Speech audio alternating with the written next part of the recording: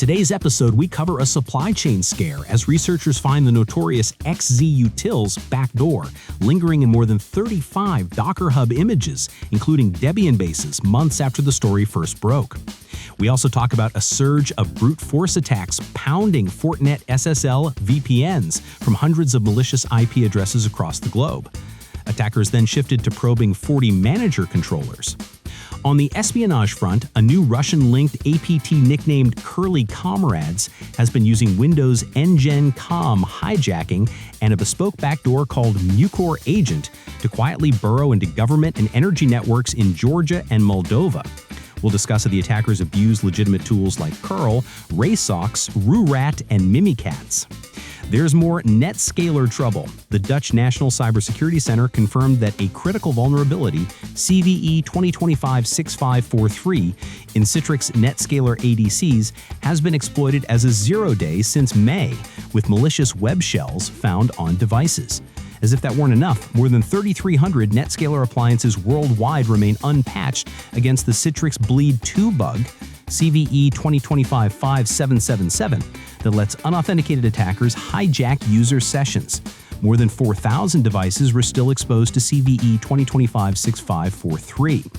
In data breach news, ShinyHunters and their scattered spider friends leaked 2.8 million records stolen from Allianz Life's Salesforce CRM, and staffing giant Manpower is notifying almost 145,000 people after RansomHub claimed to have exfiltrated 500 gigabytes of personal and corporate data. We'll explain how both incidents relied on social engineering and abused cloud authentication.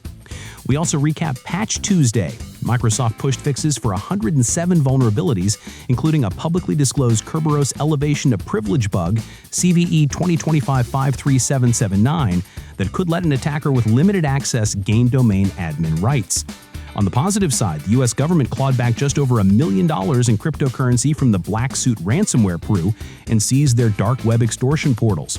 Finally, we look at the ransomware landscape. St. Paul, Minnesota called in the National Guard after an Interlock ransomware attack crippled city services, and we explore the motives and tactics of this rapidly growing gang.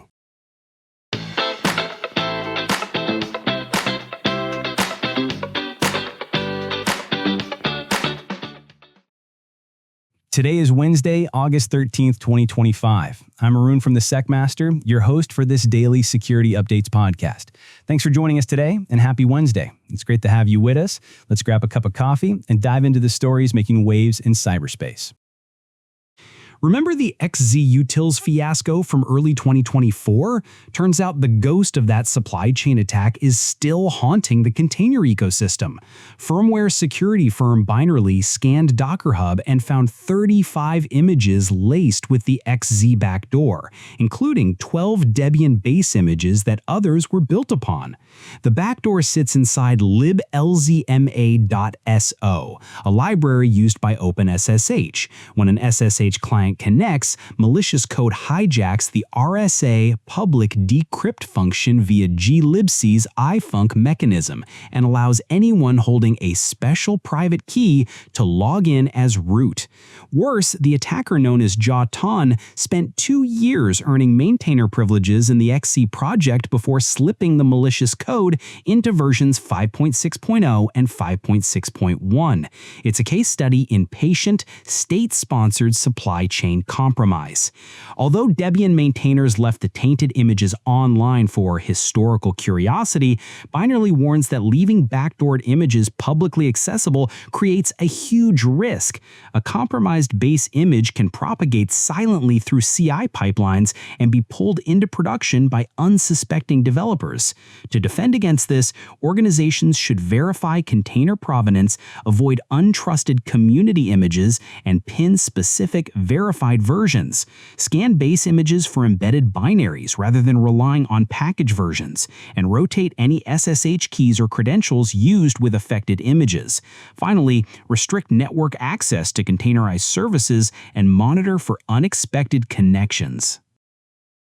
Gray Noise observed a significant spike in brute force traffic targeting Fortinet SSL VPNs on August 3rd. More than 780 unique IP addresses, many classified as malicious, attempted to guess passwords, and 56 unique IPs continued the onslaught over the following day.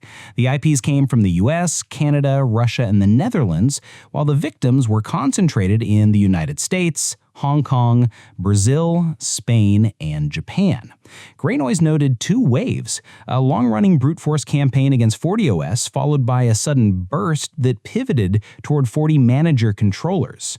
Researchers speculate the attackers either tested their tools from home networks or used residential proxies. These attacks often precede the disclosure of a new Fortinet vulnerability by a few weeks. Until there's more clarity, administrators should apply the latest FortiOS and FortiManager updates, disable web-based management interfaces on the public internet, and enforce strong, unique passwords with multi-factor authentication. Brute force protection, such as rate limiting, IP reputation filtering, and lockout policies, can blunt these campaigns. Monitor your logs for a sudden spike in failed VPN logins from diverse IP addresses, and consider geo-blocking where appropriate. If a Fortinet zero-day is announced in the coming weeks, patch immediately. Romanian security firm Bitdefender has been tracking a previously unknown spy group dubbed COMrades since mid-2024.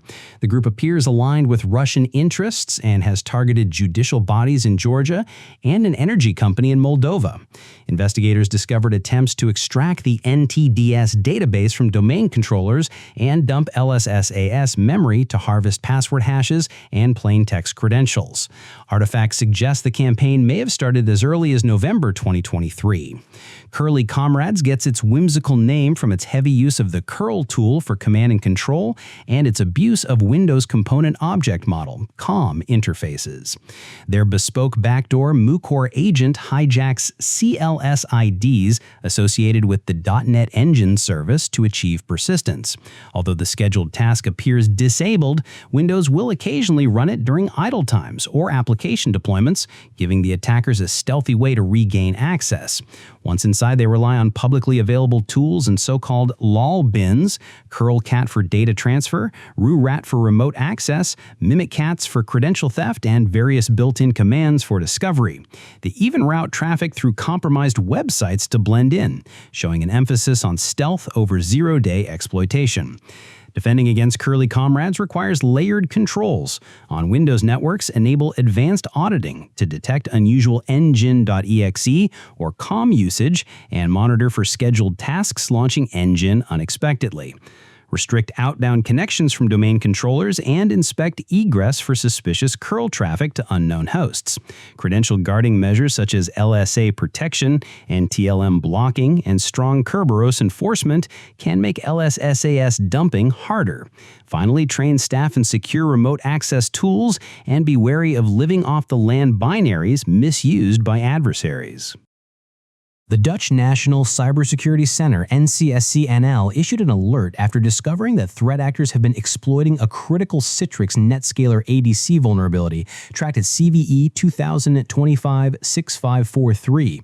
This 9.2 rated bug causes unintended control flow and denial of service when NetScaler is configured as a gateway or AAA virtual server. The zero-day exploitation reportedly began in early May, 2 months before Citrix publicly disclosed the flaw. Attackers implanted web shells and wiped logs to cover their tracks. On July 16th, the compromise came to light. Citrix released fixes in late June for affected versions, NetScaler ADC/Gateway 14.1 before 14.1.47.46, 13.1 before 13.1.59, and FIPS and NDCCP variants before 13.1.37.236. To mitigate ongoing attacks, NCSC-NL advises administrators to patch immediately and terminate active sessions using commands such as kill ICA connection-all and kill AAA session-all. They also published a shell script to search for indicators of compromise, instructing admins to look for unusual .php files in Citrix system directories and newly created privileged accounts. Given that CISA has added CVE 2025-6543 to its known exploited vulnerabilities catalog, enterprises should patch promptly, reset all active VPN sessions, and scan for any persistent implants. Insurance giant Allianz Life found itself in the crosshairs of the Scattered Lapses Spider Hunters cabal, a mashup of ShinyHunters, Scattered Spider, and Lapsus. Last month, Allianz disclosed that personal information for the majority of its 1.4 million customers was stolen from a third-party cloud CRM, later revealed to be Salesforce. The attackers subsequently leaked roughly 2.8 million records containing names, addresses, phone numbers, dates of birth, tax IDs, and professional details. The attack likely started with social engineering. Company employees tricked company employees into authorizing a malicious OAuth application connected to their Salesforce instance. Once authorized, the attackers downloaded the accounts and contacts tables and demanded a ransom, which the company refused to acknowledge publicly. ShinyHunters/Scattered Spider boasted on Telegram that they and their affiliates share resources. ShinyHunters said they obtain initial access, while Scattered Spider performs the dumps. This group has previously targeted AT&T, PowerSchool, Snowflake, and other household names, underscoring the reach of their CRM-focused campaign. Organizations using cloud CRMs should audit third-party app permissions and limit OAuth scopes, require user approval for any new integrations, and monitor for unusual API calls that retrieve large volumes of data. Data stored in SaaS platforms should be encrypted at rest and in transit, and sensitive fields should be masked or tokenized where possible. Finally, regularly train employees to recognize phishing and OAuth consent scams.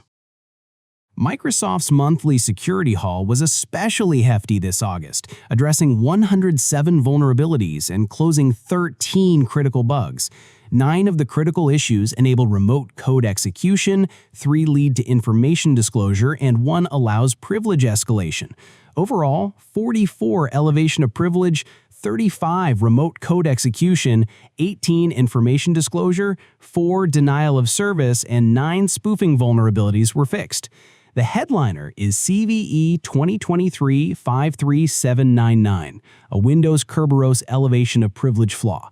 A path traversal bug in the Kerberos implementation allows an authenticated attacker to become a domain administrator. Exploiting the issue requires access to certain DMSA attributes, MSDS Group MSA membership, and MSDS Managed Account preceded by link, but proof of concept code was publicly available. Microsoft credited Akamai researcher Yuval Gordon for disclosing the bug. Beyond Windows, other vendors patched high-severity flaws this month, including 7-Zip, Adobe, Cisco, Fortinet, Google, and Trend Micro. Administrators should prioritize deploying this month's Windows updates and review domain controller logs for suspicious Kerberos authentication events. Restrict write access to DMSA attributes, and consider implementing privileged access management tools to control who can modify service accounts. After patching, test critical business applications to ensure compatibility. Don't forget to apply associated updates for other software like Adobe AEM, Cisco WebEx, Fortinet products, and Android devices to minimize your overall attack surface. In a rare bit of good news, the U.S. Department of Justice confiscated about $1,945,000 in digital assets on January 9, 2024 from the BlackSuit ransomware syndicate. Investigators traced the funds through multiple exchanges as the criminals tried to launder the money. Once the crypto hit a cooperating exchange, it was frozen. The seized coins were part of a ransom payment of 49.3 Bitcoin made on April 4, 2023 to obtain a decryptor. This action followed Operation Checkmate, an international law enforcement sweep that took down BlackSuit's dark web extortion portals. BlackSuit and its sibling brands, Royal, Quantum, and Chaos, have racked up an estimated 450 successful attacks in the U.S. across healthcare, education, government, energy, and public safety sectors, netting more than $370 million in ransom. The FBI recently seized an additional 20 Bitcoin, roughly $2.4 million, from a Chaos affiliate. Asset seizures are crucial because they deprive ransomware gangs of the funds needed to regroup and recruit affiliates. Nonetheless, the best defense is prevention. Maintain comprehensive backups, isolate backup systems from your network, and rehearse recovery procedures. Implement multi-factor authentication on remote access, patch internet-facing systems promptly, and use network segmentation to limit lateral movement. If you're hit by ransomware, engage law enforcement and incident response professionals. Paying ransoms fuels the criminal economy and doesn't guarantee your data will be restored. Almost 2 months after Citrix released patches, at least 3,312 NetScaler appliances remain vulnerable to CVE 2025-5777, dubbed CitrixBleed 2. This out-of-bounds memory read flaw allows unauthenticated attackers to access restricted memory and steal session tokens from devices configured as VPN gateways or AAA virtual servers, enabling them to hijack user sessions and bypass MFA. Proof-of-concept exploits were released within 2 weeks of disclosure, yet attacks were observed even earlier. Shadow Server also reported 4,142 devices still exposed to CVE 2025-6543, the DOS vulnerability exploited as a zero-day. The risk isn't theoretical. A similar flaw, known simply as CitrixBleed, was abused in 2023 to compromise government networks and help ransomware groups move laterally.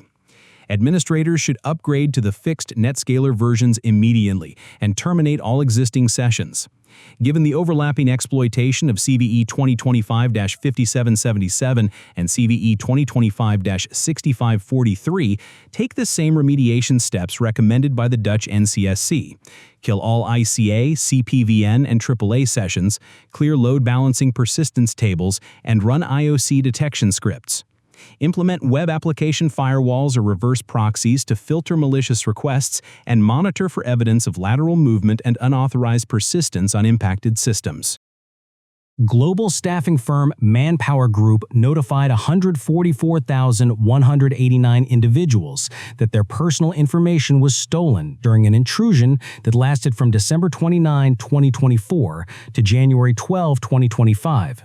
The breach was discovered on January 20 after an IT outage at the company's Lansing, Michigan office.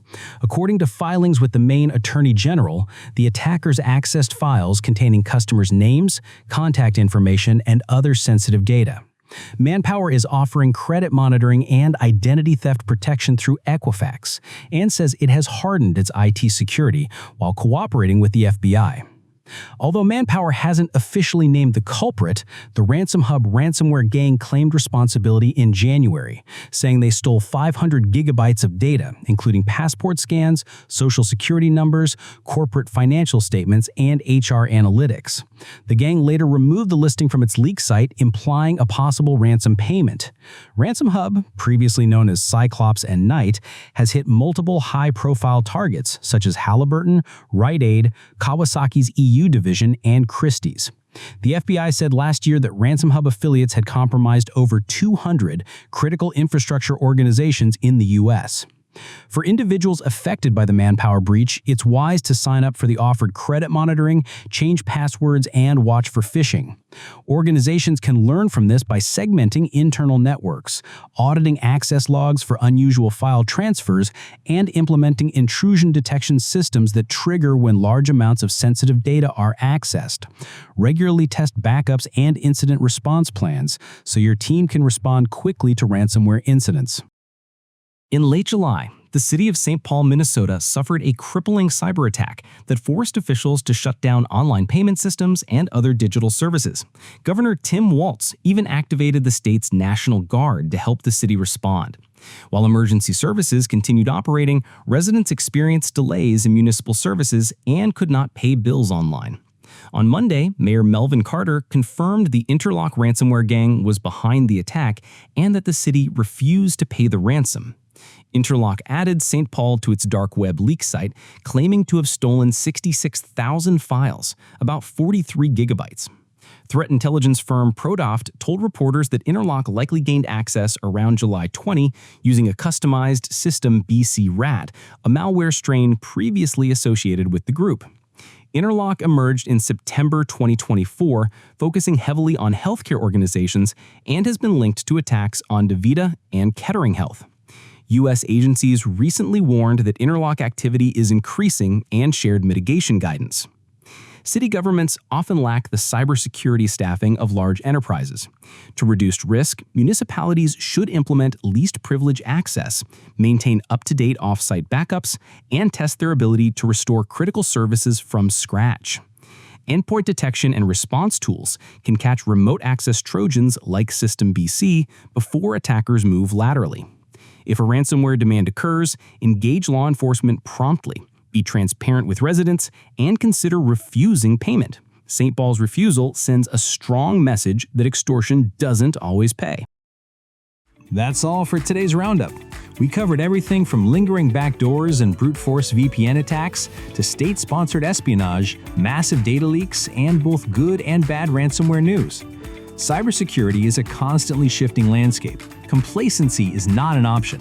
Apply patches promptly, verify your software supply chain, harden your VPNs, and conduct regular incident response drills. Most importantly, stay informed. Thanks for listening to the SecMaster Daily Podcast. We'll keep bringing you the latest security news with a side of humor and practical advice. Keep visiting thesecmaster.com for more cybersecurity updates. We appreciate your support and hope you'll tune in tomorrow. Stay safe out there.